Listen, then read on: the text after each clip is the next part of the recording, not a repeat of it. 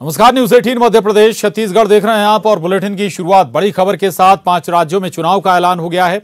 इनमें पश्चिम बंगाल का जिक्र करें तो 8 चरणों में पश्चिम बंगाल में चुनाव होंगे। पश्चिम बंगाल की 294 सीटों पर चुनाव होने हैं। 27 मार्च को पहले चरण की वोटिंग होगी, 1 अप्रैल को दूसरे चरण का मतदान होगा और 6 अप्रैल को तीसरे चरण का, जबकि 10 अप्रैल को 5वें और 17 अप्रैल को 6ठे चरण का मतदान होगा। वहीं 22 अप्रैल को 7वें और 26 अप्रैल को 29 अप्रैल को 8वें चरण का मतदान होगा। इसके बाद 2 मई को काउंटिंग होगी। उधर अगर केरल का जिक्र करें तो केरल में 140 सीटों के लिए वोटिंग होनी है। 6 अप्रैल को पहले चरण की वोटिंग। तमिलनाडु में 234 सीटों के लिए वोटिंग होगी। तमिलनाडु में 6 अप्रैल को वोटिंग होगी।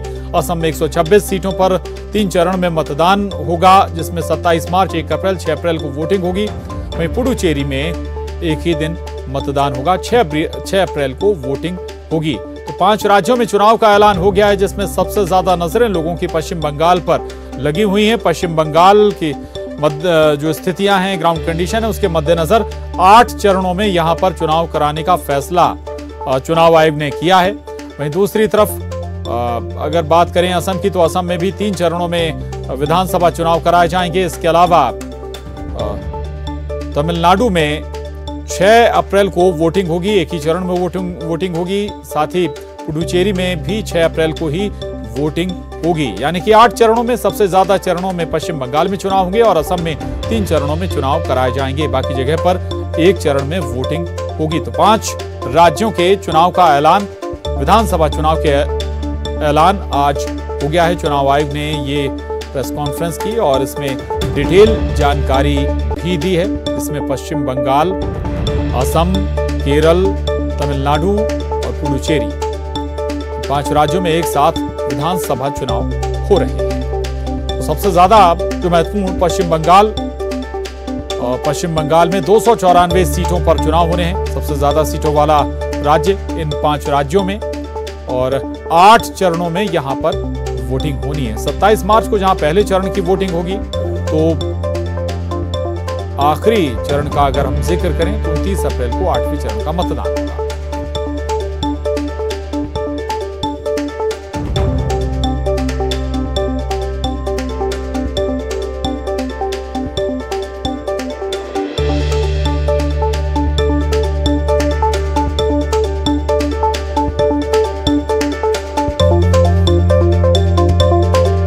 और दिल्ली से इस वक्त की बड़ी खबर है। केंद्रीय खाद्य मंत्री पीयूष गोयल से मुख्यमंत्री भूपेश बघेल ने मुलाकात की है। केंद्र राज्य के बीच गतिरोध हालांकि अभी भी बरकरार है।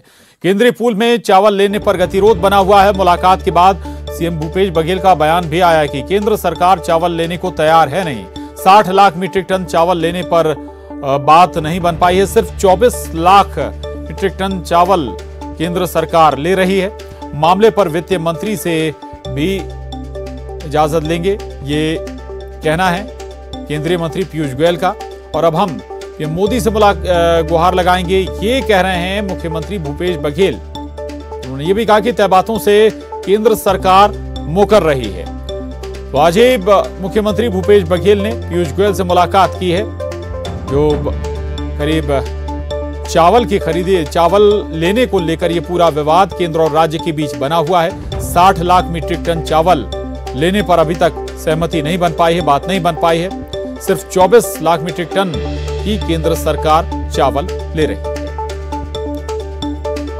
और अशरफ काजमी हमारे साथ जुड़ गए हैं इस पर और जानकारी के साथ। अशरफ, ये गतिरोध राज्य और केंद्र के बीच अभी का नहीं, काफी लंबे समय से चल रहा है, जब से नई सरकार छत्तीसगढ़ में बनी। आखिर क्या बात हुई इस मुलाकात में? कोई रास्ता निकलता हुआ नजर आया क्या? जो चावल लेने की बात है, जिस पर बात करने, चर्चा करने के लिए मुख्यमंत्री भूपेश बघेल दिल्ली पहुंचे हैं। प्रशांत, देखिए, आज भी मुख्यमंत्री और पीयूष गोयल की मुलाकात हुई। ये दूसरी मुलाकात है।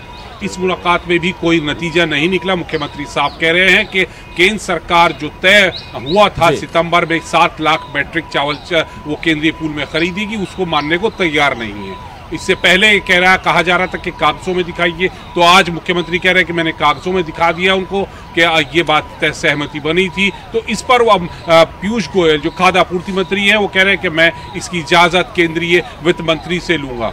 तो मुख्यमंत्री का ये मानना है कि उनको नहीं लगता कि गतिरोध खत्म होगा और इसको खत्म करने के लिए अब मुख्यमंत्री प्रधानमंत्री नरेंद्र मोदी से मिलने की बात कर रहे हैं कि उनसे गुहार लगाएंगे कि जो तय हुआ था 60 लाख मैट्रिक टन केंद्र सरकार केंद्रीय पूल में खरीदेगी राज्य का, वो खरीदे, क्योंकि राज्य सरकार पहले ही चावल जो है खरीद चुकी है, उसके पास ज्यादा है अब संसाधन, इतना ज्यादा 93 लाख तो मैट्रिक टन खरीद चुकी है, तो उसे रखे कहाँ, तो भंडारण की भी व्यवस्था नहीं है, तो इतना चावल का करेगी क्या। तो और इसी गतिरोध को और इस समस्या के हल के लिए राज्य सरकार चाहती है कि जो केंद्र ने वादा किया था 60 लाख मैट्रिक टन चावल केंद्रीय पूल में खरीदने का, उसे पूरा करे।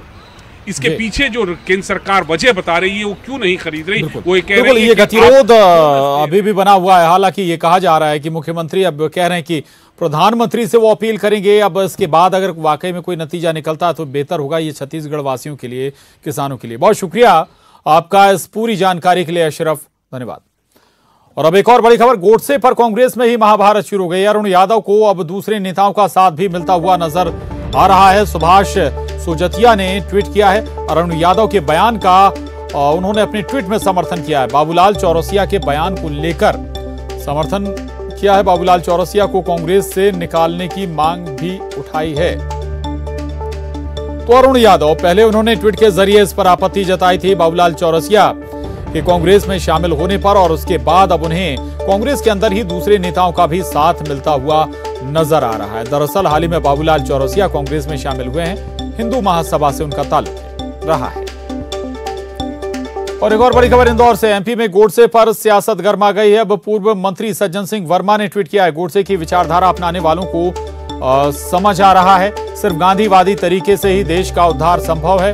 यह तय है कि देश में गोडसे की नहीं गांधीवादी विचारधारा ही चलेगी। जय हिंद। ये कह रहे हैं पूर्व मंत्री सज्जन सिंह वर्मा, यानी कि जस्टिफाई कर रहे हैं बाबूलाल चौरसिया के कांग्रेस में शामिल होने को। वो कह रहे हैं कि गोडसे की विचारधारा अपनाने वालों को समझ आ रहा है, सिर्फ गांधीवादी तरीके से ही देश का उद्धार संभव है। ये तय है कि देश में गोडसे की नहीं गांधीवादी विचारधारा ही चलेगी।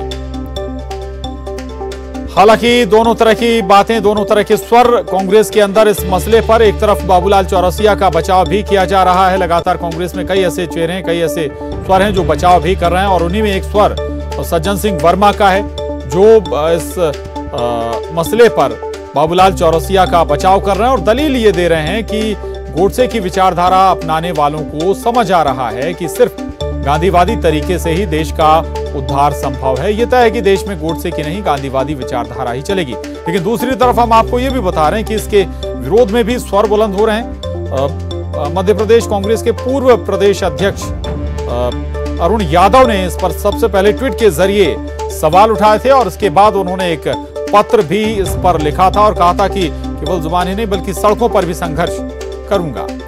अनुराग श्रीवास्तव हमारे साथ जुड़ गए। अनुराग, सदन चल रहा है, विधानसभा चल रहा है, विधानसभा में सत्ता पक्ष को घेरने के बजाय हालात इस वक्त विपक्ष कहें या कांग्रेस कहें ऐसे हो गए कि आपस में ही मसलों पर गुत्थम गुत्था है। बिल्कुल, देखिए बाबूलाल चौरसिया की कांग्रेस में एंट्री को लेकर कांग्रेस के अंदर अब घमासान मचता हुआ नजर आ रहा है। एक तरीके से कांग्रेस पार्टी के अंदर कोहराम के हालात हो गए, क्योंकि अरुण यादव कांग्रेस के दिग्गज नेता हैं और पूर्व प्रदेश कांग्रेस अध्यक्ष भी हैं। उन्होंने खुलकर इस बात का ऐलान कर दिया है कि वो बाबूलाल चौरसिया जैसे लोगों के कांग्रेस पार्टी में एंट्री को लेकर खुलकर विरोध करेंगे और इसके लिए वो राजनीतिक क्षति उठाने के लिए भी तैयार है। लेकिन सबसे बड़ी बात है कि अब अरुण यादव को कांग्रेस के दूसरे नेताओं का भी समर्थन मिलना शुरू हो गया। सुभाष सोजतिया जो कि पूर्व मंत्री हैं, 2018 के विधानसभा चुनाव में वो कांग्रेस के उम्मीदवार भी थे, उन्होंने भी अब अरुण यादव के बयान का समर्थन कर दिया और उन्होंने कहा है कि इस तरीके से गोडसे की विचारधारा के लोगों को कांग्रेस के अंदर बर्दाश्त नहीं किया जाएगा। यानी कि अब जो है कांग्रेस पार्टी बाबूलाल चौरसिया को लेकर दो धड़ों में बढ़ती हुई नजर आ रही है। एक तरफ कमलनाथ के बाबूलाल चौरसिया को सदस्यता दिलाने के बाद सज्जन सिंह वर्मा और दूसरे कांग्रेस के नेता एकजुट नजर आ रहे हैं, तो दूसरी तरफ अरुण यादव भी अब इस पूरे मामले को लेकर लामबंद होते हुए नजर आ रहे हैं। तो यानी कि कुल मिलाकर आने वाले दिनों में इस फैसले को लेकर पार्टी का रुख और दिशा किस तरह की होगी, इस बात का अंदाजा लगाया जा सकता है। लेकिन फिलहाल बाबूलाल चौरसिया को लेकर कांग्रेस पार्टी ने अभी तक कोई फैसला नहीं लिया है कि उनकी सदस्यता को खत्म किया जाएगा या फिर उसे बरकरार रखा जाएगा। तो कुल मिलाकर कांग्रेस के अंदर घमासान के हालात अब बनते हुए नजर आ रहे हैं। बिल्कुल, चूंकि अनुराग दो बातें, एक तो खुद कमलनाथ की मौजूदगी में बाबूलाल चौरसिया कांग्रेस में शामिल हुए, तो शायद ये फैसला वापसी कांग्रेस के लिए इतना आसान भी नहीं होगा। दूसरा, क्या हम इस नजरिए से भी देख सकते हैं कि जिस खेमेबाजी का हम जिक्र करते हैं कांग्रेस के अंदर, वो खेमेबाजी बाबूलाल चौरसिया के मसले पर अब खुलकर दिखने लगी है? बिल्कुल, देखिए अभी तक 2018 के चुनाव के दौरान और उसके बाद 2019 और 28 विधानसभा सीट के उपचुनाव में भी कांग्रेस पार्टी पूरी तरीके से एकजुट नजर आ रही थी। लेकिन अब इस मसले को लेकर कांग्रेस पार्टी अलग अलग गुटों में बंटती हुई नजर आ रही है, क्योंकि यदि अरुण यादव को इस मामले को लेकर आपत्ति थी तो वो पीसीसी चीफ कमलनाथ को अपनी बात कह सकते थे, लेकिन उन्होंने खुलकर इसका विरोध करना शुरू कर दिया है। उन्होंने न सिर्फ ट्वीट किया है बल्कि बयान भी इस मामले को लेकर दिया, और साथ ही उन्होंने इस बात का भी जिक्र किया है कि लाखों लाख कांग्रेसी इस विचारधारा का विरोध करेंगे। तो और उसी को समर्थन अब सुभाष सोजतिया और दूसरे नेता देने में जुट गए। आज हमने विधानसभा के अंदर भी कांग्रेस के कुछ नेताओं से इस मामले में प्रतिक्रिया चाही थी, तो उन्होंने इस मामले में बोलने से इंकार कर दिया।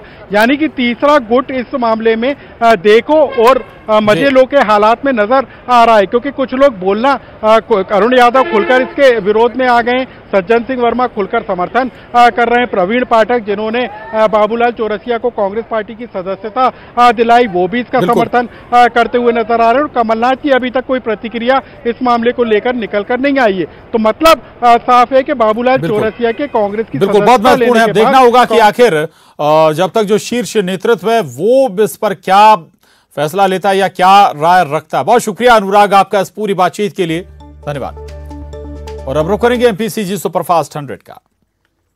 शेयर बाजार धड़ाम हो गया है, सेंसेक्स 1900 से ज्यादा गिरा है, 49,000 के नीचे पहुंचा इंडेक्स। 9 महीने में सबसे बड़ी गिरावट है ये।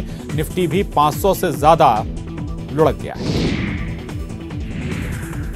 जयपुर आए रॉबर्ट वाड्रा ने मोती डूंगरी गणेश मंदिर में दर्शन किए और पूजा अर्चना की। इस मौके पर उन्होंने कई मुद्दों पर खुलकर अपनी बात रखी।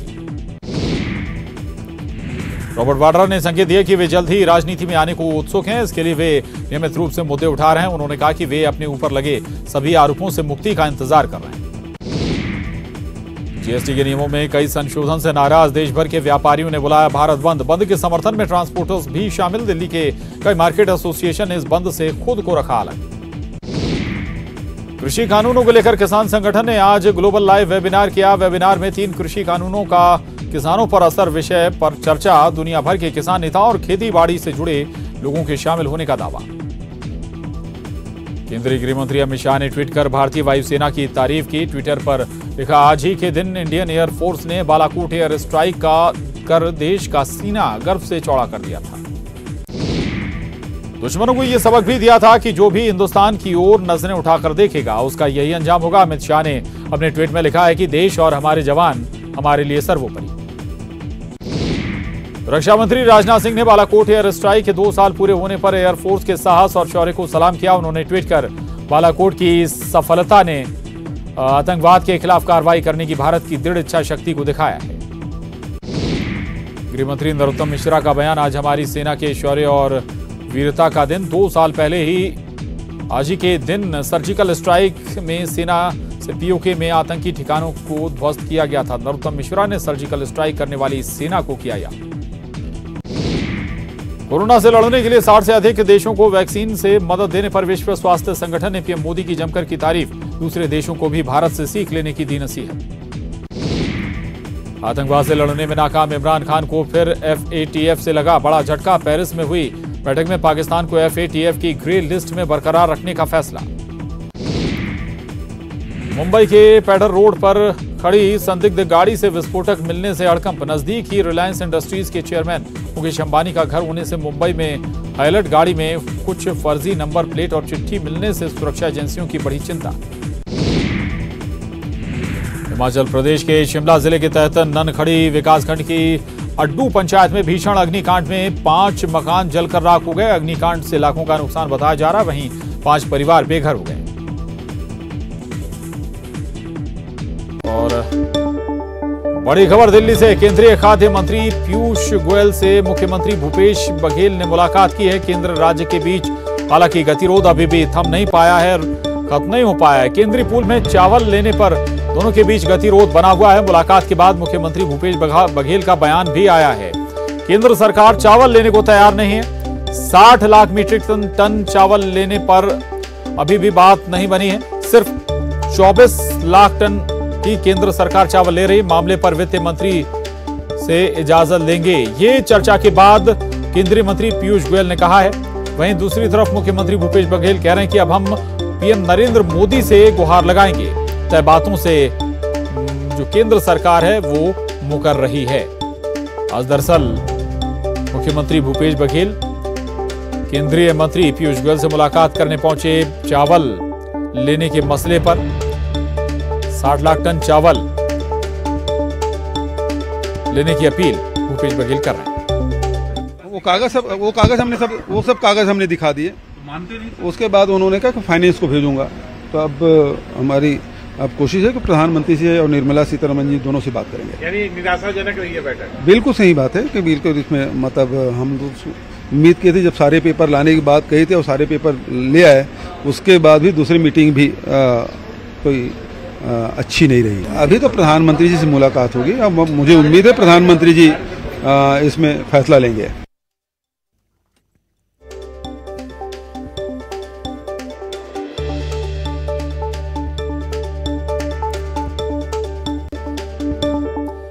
और अब आगे बढ़ते हैं। आत्मनिर्भरता की ओर बढ़ने की भारतीयों में एक स्वाभाविक क्षमता होती है। इसका सीधा रिश्ता आत्मसम्मान और स्वावलंबन से है।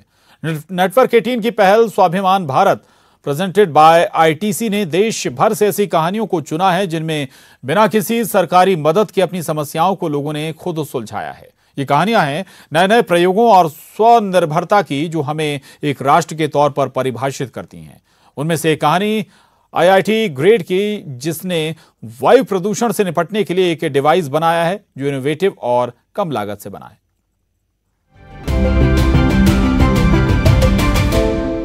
जब वो आईआईटी दिल्ली में पढ़ाई कर रहे थे, प्रतीक ने अपनी मां की बीमारी का सलूशन खोजने का फैसला किया। उन्होंने एक ऐसा प्रोडक्ट बनाने की मांग की जो न केवल प्रदूषकों से लड़ने में कारगर हो, बल्कि सस्ती भी हो। मैं रहने वाला बीकानेर राजस्थान का हूँ, जहाँ पे धूल भरी आंधी जिसे कहते हैं वो बहुत ज़्यादा एक प्रॉब्लमेटिक चीज़ रहा है। एंड चूंकि मेरी मदर खुद एक सीवियर एस्थमेटिक थी, उन्हें अस्थमा की दिक्कत रहती है, उसी से कुछ आइडियाज़ आए, क्यों ना कुछ ऐसा बनाया जा सके जो आपके नाक पे ही लग जाए, जो आपके नाक के अंदर भी ना जाए और जो आपके फेस को भी ना ढके। उसी से नेज़ो फिल्टर्स का आइडिया डेवलप हुआ। नेजल फिल्टर का एक पीस सिर्फ 10 रुपए का है और ये विशिष्ट नहीं है।